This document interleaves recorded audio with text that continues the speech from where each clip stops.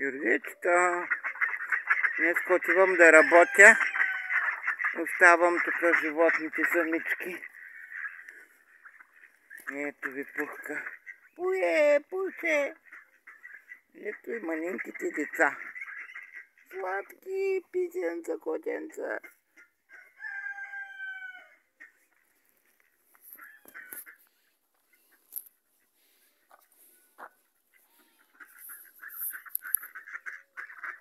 Здравейте, с четката отивам да работя. Днеска съм много работен.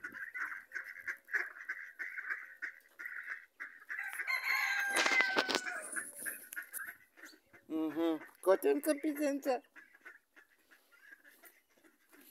Не, тогава мама. Къде лежи мама?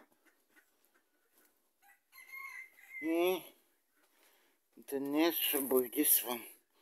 Отивам да работя. Днеска съм майстор.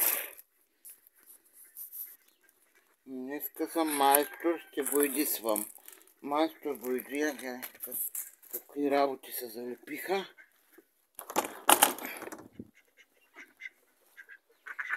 Ето, излизам да работя. Насякъде са пръснали моите деца, насякъде ходите. Хайде.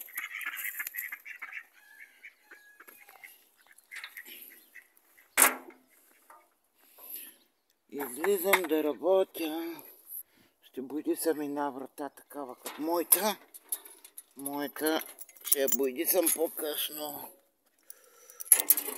Така.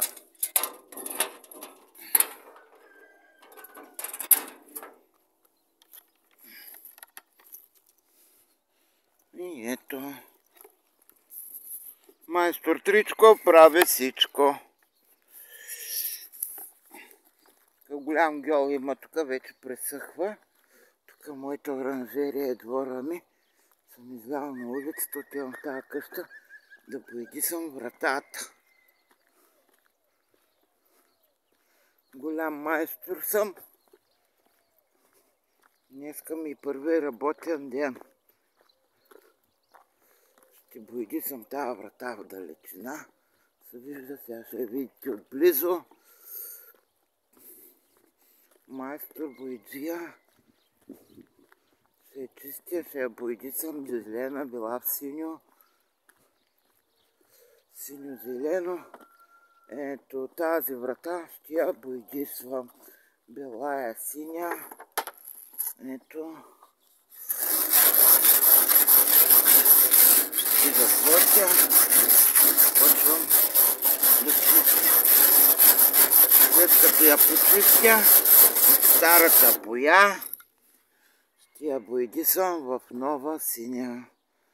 Ето. Тук тая боя.